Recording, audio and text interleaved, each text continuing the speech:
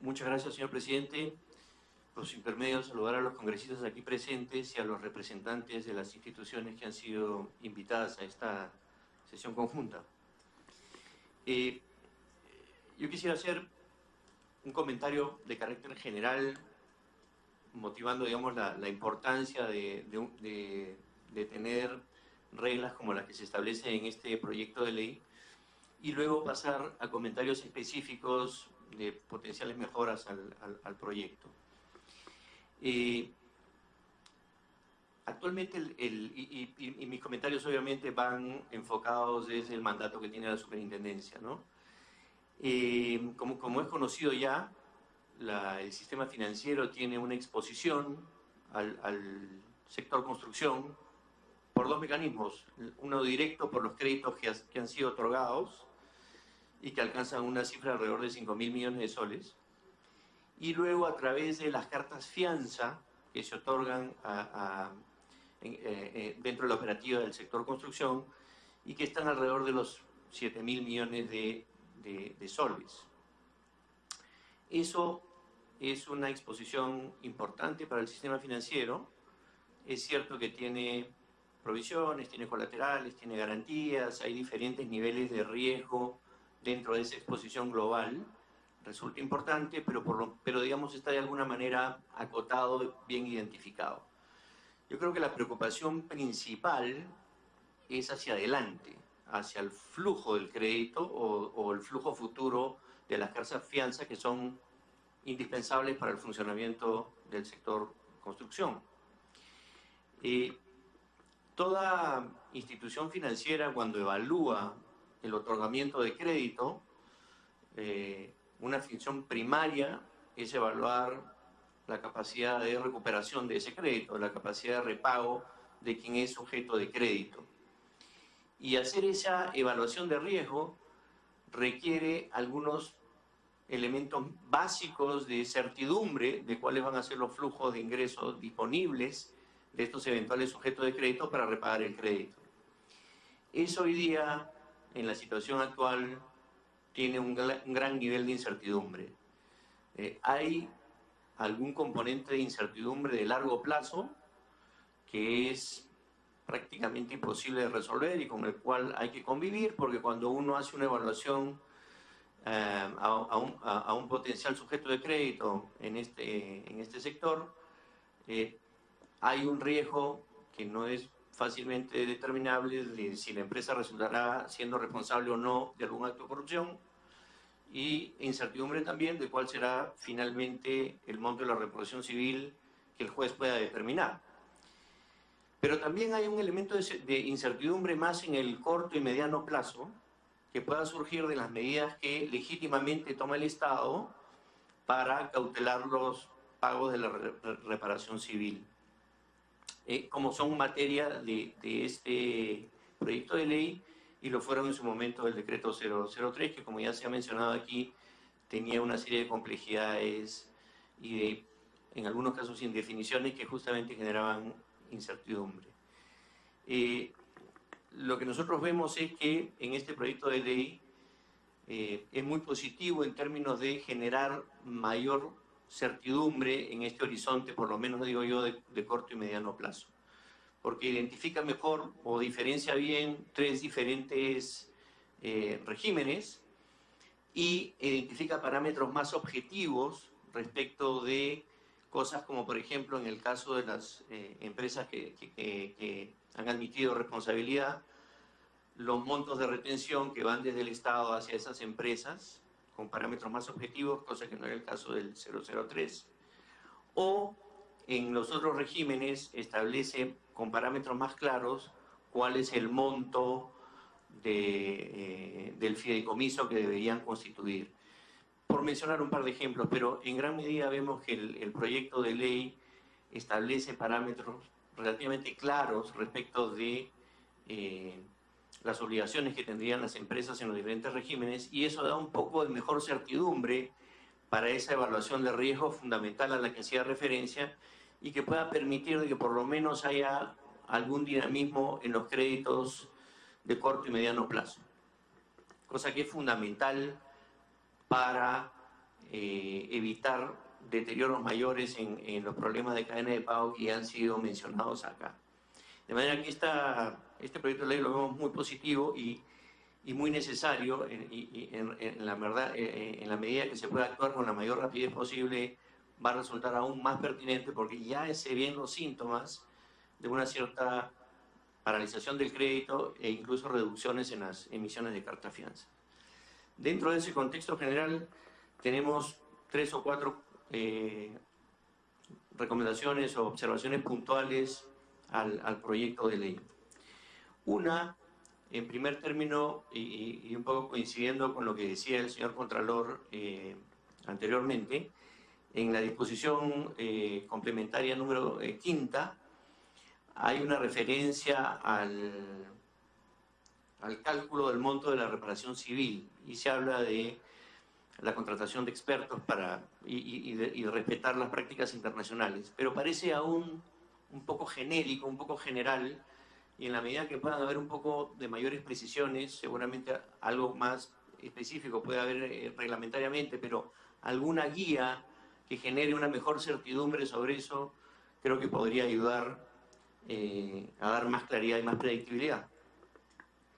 Un segundo tema en lo referido a la octava disposición complementaria, se menciona aquí respecto a las garantías de fiel cumplimiento, que está relacionado a las cartas fianzas que otorgan las empresas del sistema financiero y también algunas que otorgan las empresas de seguros, dice que las empresas emisoras de dichas garantías que adviertan solicitudes de ejecución de manera irregular o en contravención a las normas mencionadas pueden solicitar la intervención del Sistema Nacional de Control.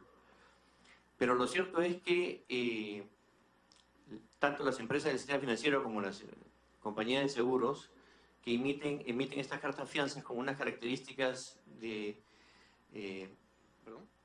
automáticas y de ejecución inmediata y que inmediatamente tienen que honrar, digamos, difícilmente tengan los mecanismos para advertir o imaginar si es que hay alguna irregularidad porque no son parte del proceso.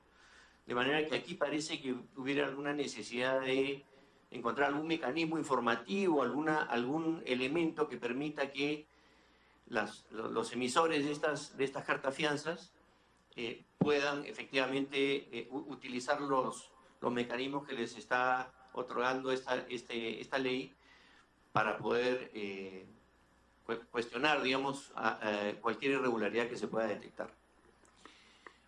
Un tercer punto que es más de carácter de una precisión a un tema quizás operativo es que este proyecto de ley establece, como decía, 3 regímenes. Y no nos queda del todo claro qué pasaría en el caso de que alguna empresa cambie de situación. Pueda pasar, por ejemplo, de investigada a un tema de admisión de culpa. Los regímenes establecen el establecimiento de diferentes fideicomisos. En el caso, por ejemplo, de las empresas investigadas, esta que sería un régimen voluntario, la titularidad de esa fiducia es de la propia empresa, que se acoge el régimen. Si es una empresa que ha admitido responsabilidad, pareciera que surge de la ley alguna administración más directa del Estado. Entonces, seguramente faltará ahí alguna precisión operativa de qué pasa cuando una empresa pudiera transitar de un régimen a otro, cómo es el manejo de los fondos que están en el fideicomiso, ¿no? Y por último, en los casos de este régimen voluntario o del régimen de las consorciadas, se establece el establecimiento de un fideicomiso en garantía cuya administración la haría el Banco de la Nación. Quizás mi comentario más pertinente en el régimen voluntario, donde seguramente hay una serie de consideraciones para ver si una empresa busca acogerse a ese régimen o no, porque eso no es una admisión de culpa. Podría haber alguna preocupación de que sea el Estado quien administra el fideicomiso. Quizás debería abrirse la posibilidad de que todas aquellas instituciones que están habilitadas por la ley a administrar fideicomisos pudieran ser elegibles también, obviamente sin presidencia del Banco de la Nación, ¿no? Básicamente esos eran nuestros comentarios puntuales al proyecto de ley. Muchas gracias, señor Poi, por esos aportes. Le agradezco en nombre de todos los presentes y dejamos en uso de la palabra a los representantes de ASBAN y señor Adrián Revilla. Señor Rivera, por favor. Perdón, señor Rivera, el congresista Miguel Torres tenía una pregunta puntual para el doctor Poi. El congresista Torres. Gracias, presidente. En realidad son tres, pero muy puntuales, y agradeciendo la presencia de la SBS. Primero, ¿cuál ha sido el rol de supervisión? Si es que ha cumplido con la SBS con ocasión de la inversión en depósitos bancarios u otros instrumentos financieros de los fondos del patrimonio fideicometido que se han dado bajo el marco del decreto de urgencia 003. Lo segundo es si han tenido algún tipo de coordinación con el Ministerio de Justicia con ocasión de la disposición que establece la suspensión de transferencias al exterior de capitales y dividendos de las personas que comprendía el decreto de urgencia 003. Y finalmente, sí me gustaría la opinión de ellos con relación a lo establecido en el proyecto de ley, en el sentido de que las personas condenadas o confesas están en la obligación de retener sobre cada pago que realicen conforme al contrato un margen neto de ganancia del 10%, salvo, dice, que ostente garantías financieras otorgadas por el Estado peruano. Gracias, presidente. Gracias, congresista Torres. Doctor Poi, por favor. Sí, quisiera pedir por su intermedio cederle la palabra a la superintendente de la Junta de Jurídica, a la señora Mila Guillén, para contestar las preguntas del congresista. Muchas gracias, señor presidente. Buenos días, señores congresistas. En relación a la primera pregunta respecto... Si pudiera acercarse un poquito más el micro, no solo para efectos de que le escuchemos con claridad, sí, sino del acta. Por supuesto. Buenos días, señores congresistas. Gracias, señor presidente. Con relación a la primera pregunta respecto al rol de supervisión de la SBS a los fideicomisos, la Superintendencia de Bancos realiza la supervisión de las entidades financieras y de las operaciones que realizan estas entidades financieras dentro del marco de los reglamentos que emiten. En este sentido, las empresas financieras tienen la obligación de hacer los reportes correspondientes respecto de estas operaciones. Puntualmente, nosotros no hemos ingresado, no se ingresa a ver la operación misma del fideicomiso. Son reportes que se realizan. En este sentido, cualquier fideicomiso que se haya constituido con ocasión de este decreto de urgencia recae en el mismo marco de cualquier operación de fideicomiso realizada por las empresas del sistema financiero o aquellas empresas especializadas en fiducias. Con relación a la segunda pregunta respecto a la coordinación realizada con el Ministerio de Justicia en el marco, digamos, del decreto de urgencia, de las transferencias al exterior, no hemos tenido nosotros ninguna coordinación con ellos. Las coordinaciones que hemos realizado han sido traslados de consultas respecto a la aplicación del decreto de urgencia formulada por las entidades financieras. En algunas oportunidades hemos solicitado se pronuncien a efectos de que haya una aplicación uniforme del decreto de urgencia. No hemos recibido respuestas hasta el momento, pero están las consultas formuladas. Y en realidad, en cuanto a la tercera pregunta, con relación a las garantías del Estado, toda garantía que se pueda presentar al Estado dentro del marco de las garantías que franquea la ley peruana, esto es, ¿no?, cartas fianzas, las operaciones también que realizan las compañías de seguros en cuanto a las pólizas de caución, ¿no?, son pasibles de poder ser entregadas en la medida que la contraparte las acepte y las considere viables, ¿no? Las cartas fianzas pueden ser emitidas tanto por las empresas del sistema financiero como por las compañías de seguros autorizadas. En este sentido, al establecer el proyecto de ley y las garantías que se puedan constituir, existe este marco completo de operaciones donde aquellas personas que deban de cumplir con la ley pueden acceder a estas operaciones sin ninguna limitación. Muchas gracias a doctora Guillén, y ahora sí dejamos en el uso de la palabra, en representación de ASBank, al señor Oscar Rivera. Señor Rivera, bienvenido, muy buenas tardes. Muy buenas tardes, presidente, y por su intermedio saludar a los señores congresistas presentes y felicitarlo a usted y al presidente de la Comisión de Justicia por haber dado un rato de ejecución y de consulta a los miembros y personas interesadas con el proyecto de ley. Creo que esto es una muestra de querer hacer las cosas más rápidamente porque el país lo necesita. Quisiera si pudiera acercarse un poquito más al micro, por favor, doctor Rivera. Gracias. Okay. Quisiera referirme, presidente, simplemente como un corolario, al riesgo que está existiendo en una parte del sector construcción, justamente por la paralización en que se encuentra, debido a la aparición de nuevos casos de corrupción, ya sea por denuncias o sospechas, en lo que se ha visto involucradas casi todas las empresas grandes que operan en el sector. En este contexto existe el riesgo de que esta actividad se vea paralizada con impactos negativos sensibles sobre el desarrollo de la infraestructura, la inversión, tanto pública como privada, y finalmente el crecimiento del Producto Interno del país. Desde luego, los efectos negativos van más allá de la construcción, ya que se verían afectadas las actividades conexas y proveedoras de este sector, así como la creación de empleo.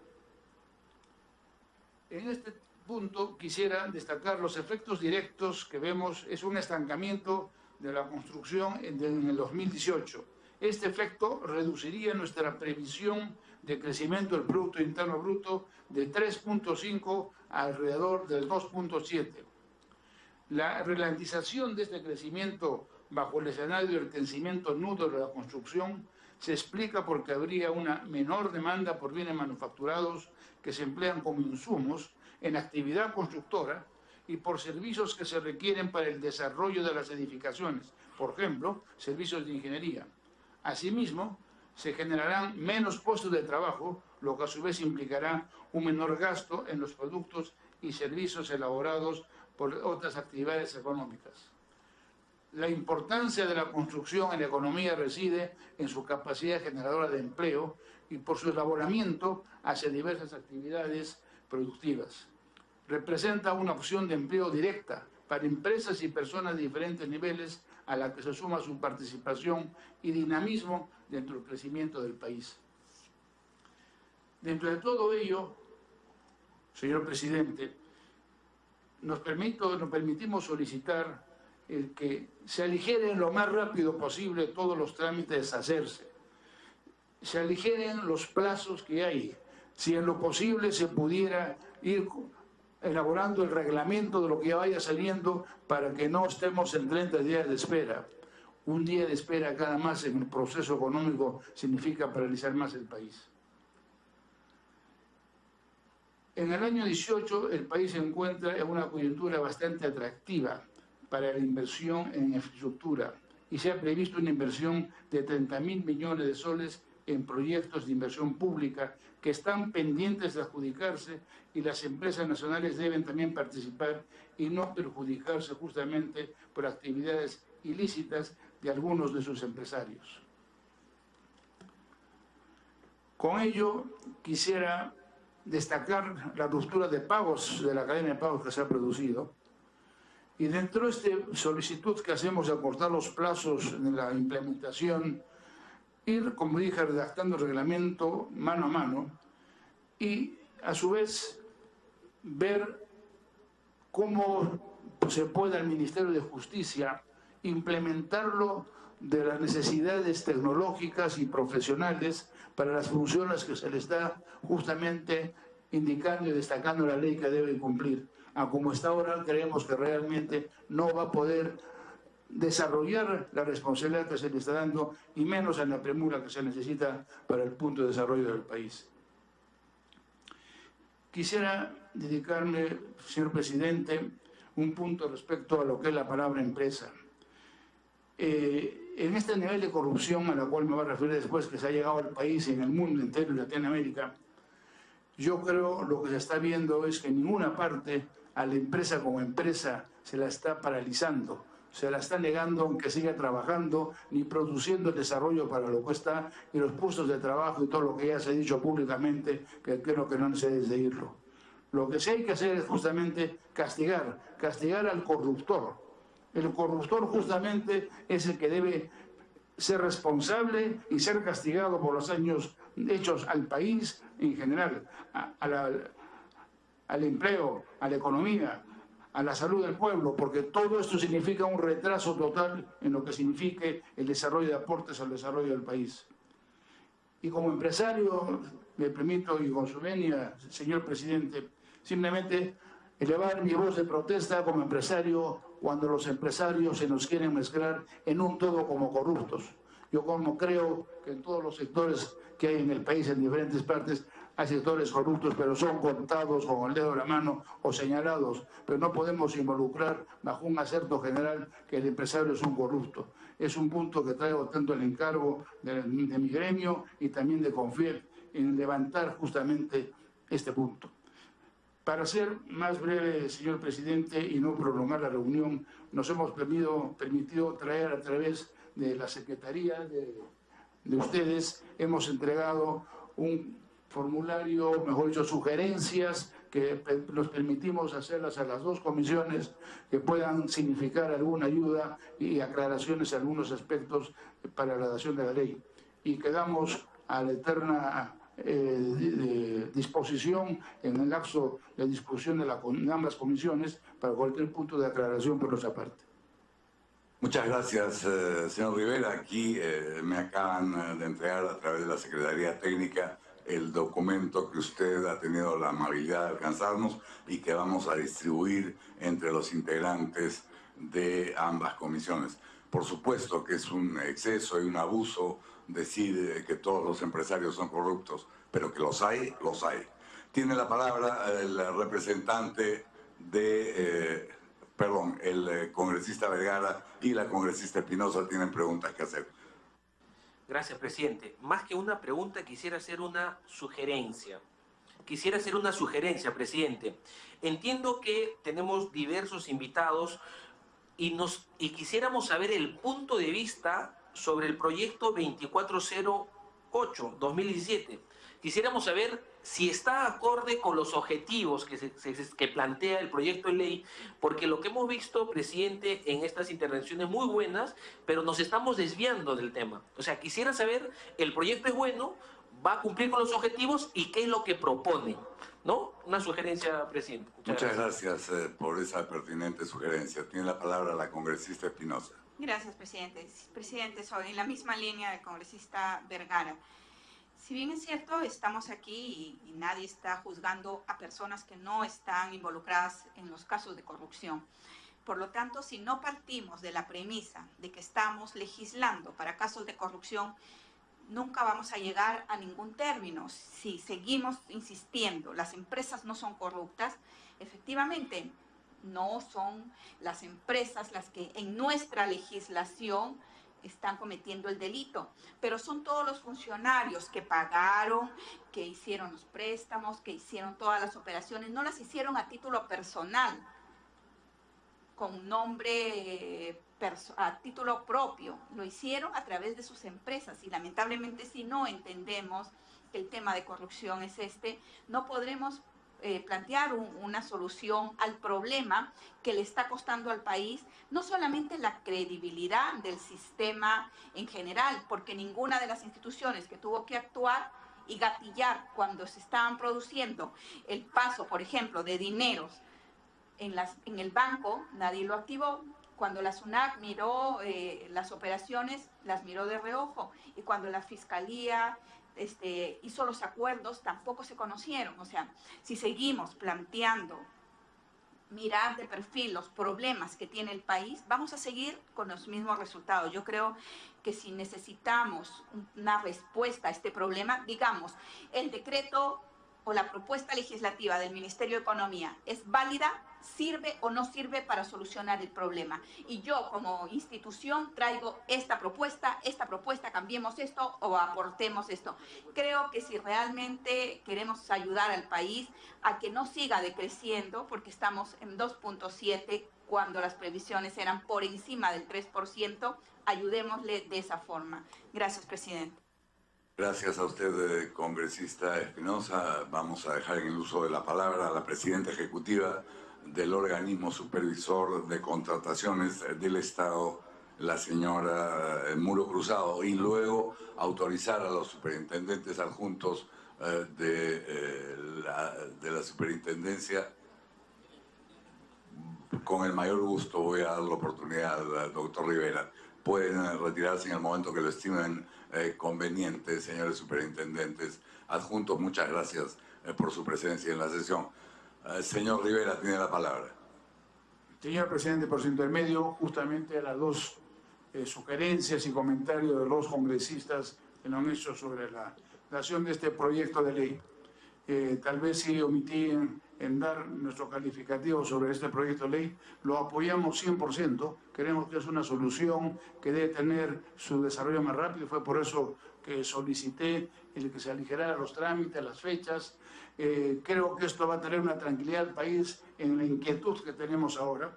Que el haber tomado, creo, pasajes que se han puesto en otros países en aplicación y en el país en el aspecto de construcción, todo lo que es vinculado con el fideicomiso, yo creo que es una buena medida, con lo cual ratificamos que apoyamos 100% y por eso indicaba, señor presidente, que quedamos a disposición de las comisiones para cualquier aclaración mayor, aparte de lo que hemos dejado ahora como puntos para puedan esclarecer algunos puntos.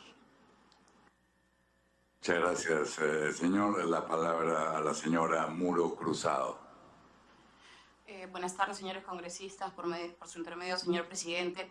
Efectivamente, a nosotros se nos ha hecho consulta sobre este proyecto de ley, el cual consideramos, como bien señalaba la congresista Espinosa, responde efectivamente a una situación compleja que deviene de actos de corrupción.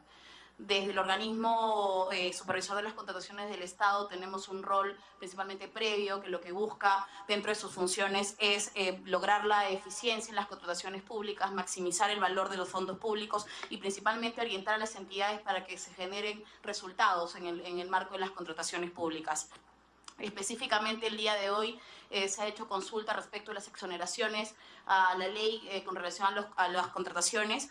Como señalaba el señor Contralor, en realidad la contratación directa prevista en la ley está pensada para personas naturales, por lo cual no aplicaría.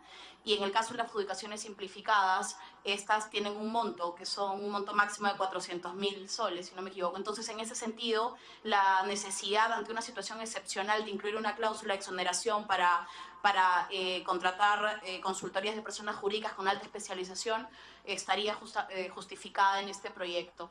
Desde esa perspectiva, esa es la opinión sobre lo cual podríamos aportar respecto a las preguntas que se han realizado. Muchas gracias, señora Muro. De todas maneras, cualquier aporte adicional que las instituciones presentes consideren que sería de utilidad para ambas comisiones, pero en realidad para el Congreso en su conjunto, en el debate y la aprobación del proyecto de ley será bienvenida. Sí. Si me permite, habiendo hecho esa precisión, solamente en términos generales sí queríamos mencionar que desde el organismo supervisor de contrataciones del Estado venimos trabajando en trabajar de manera preventiva en evitar estos actos de corrupción, de manera tal de utilizar la tecnología para abarcar mucho más supervisiones. Es importante decir que tan solo en el año 2017 se han hecho más de 42.000 procedimientos de selección, se ha contratado más de 30.000 millones de soles, han participado más de 2.500 empresas contratantes. Entonces, sobre ello estamos trabajando, porque el proceso de contratación pública es eso, es un proceso. Y por ende hay que mejorar los mecanismos de control que hay en ese proceso, simplificarlos también y ver de qué manera podemos amarcar una supervisión estratégica bajo el modelo de gestión de riesgos, que es fundamental para poder identificar conductas, mejoras normativas, capacitación. Nosotros en la institución tenemos 3 objetivos estratégicos: generar información clara, simple, sobre todo transparente para todos los actores que participan en la contratación pública, la necesidad de hacer un fortalecimiento de capacidades indispensable a los actores, principalmente a los funcionarios, la profesionalización de los funcionarios de la contratación pública, y un tercero que es justamente la supervisión estratégica bajo el modelo de gestión de riesgos. Eso sí me permitía para hablar que nosotros tenemos más una actuación preventiva, que ese es hacia donde estamos orientados. Muchas gracias, porque además eso significa trabajar de manera alineada con lo que nos decía el Contralor Schacht, es el control concurrente de las operaciones y contrataciones del Estado. Tiene la palabra el congresista Lizama y luego el congresista Torres, antes de darle el uso de la palabra a nuestro siguiente invitado. Por supuesto, la señora Muro, así como los representantes de ASBANC, pueden retirarse en el momento en que lo estimen conveniente. Congresista Lizama. Muchas gracias, presidente. Un saludo a los congresistas que nos acompañan y a los funcionarios. Quiero aprovechar la oportunidad que está la señora Veloso acá.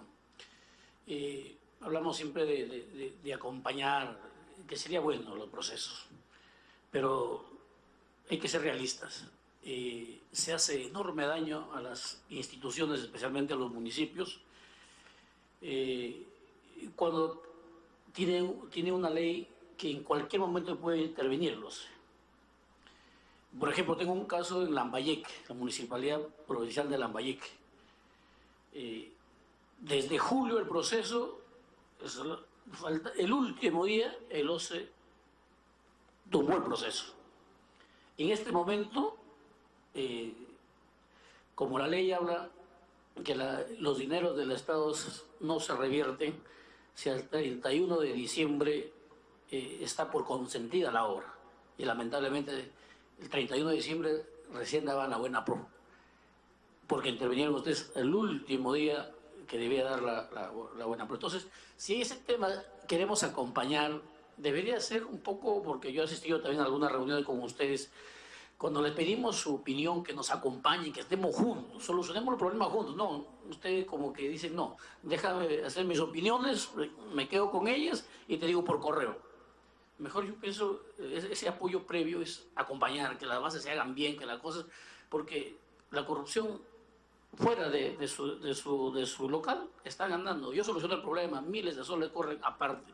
Entonces yo pienso, si ustedes acompañan, acabarían con esa corrupción. Si ustedes ayudan a los municipios, los acompañan a terminar bien sus procesos y no que estén interviniendo en cualquier momento del proceso y acabar con todo esto. Esto lleva a mucho que pensar. No aprovecho la oportunidad para que trabajen esa reglamentación. Yo sé que tienen todo el deseo de intervenir, de avanzar, de ayudar, pero hay cosas que en realidad están a beneficio de los corruptos en algunas oportunidades, porque viene un corrupto, pues tiene dinero, interpone y ustedes bajan el proceso. Eso hace daño a los pueblos, especialmente, por ejemplo, el caso de Lambayeque, que tiene este problema. Muchas gracias, presidente.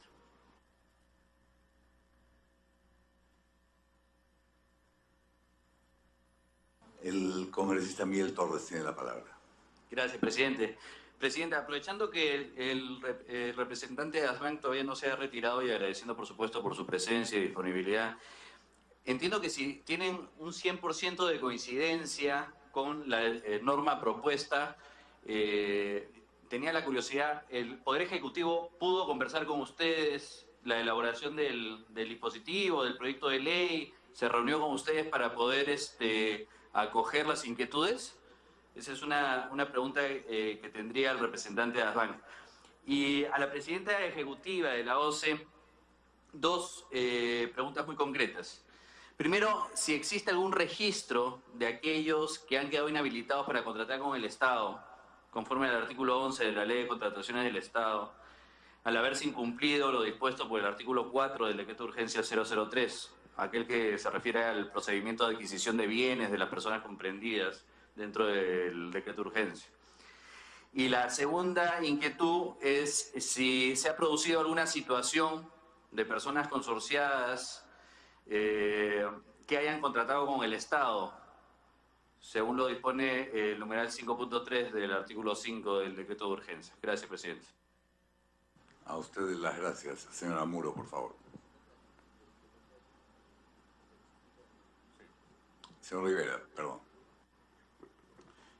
Por su intermedio, señor presidente, dando respuesta a la consulta del señor Torres, doctor Torres, perdón, sí, hubo unas consultas indirectas a bancos, no al gremio, muy triviales al final, a unos 2 bancos, pero muy puntuales. Es por eso que ahora nos hemos permitido como gremio acompañar algún complemento general a la comisión. Estos fueron muy puntuales día anterior a salir del proyecto.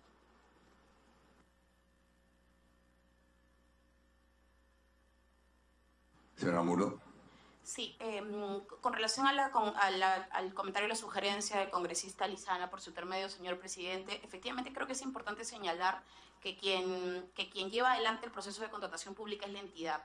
Entonces, nosotros como institución participamos en una parte del procedimiento de selección, antes de concluido a través de un probable recurso de impugnación, pero el quien hace toda la etapa de planificación, elaboración de términos de referencia o de expediente técnico y que convoca el procedimiento de selección es la institución. E incluso la Ley de Contrataciones del Estado establece la responsabilidad de quienes participan, del titular, de quienes participan y de quienes son el comité especial. Sin perjuicio de ello, muchas veces se tiene la percepción de que el organismo supervisor de contrataciones del Estado de Loza es una traba dentro de los procesos de contratación. No es así. Nosotros tenemos procedimientos previstos justamente para cautelar ciertos derechos. Sin embargo, sí recojo con mucha pertinencia el hecho de que necesitamos fortalecer nuestros planes de capacitación para trabajar con las municipalidades y con las entidades ejecutoras a efectos de brindarle una mejor atención o de herramientas para llevar adelante sus procedimientos de contratación.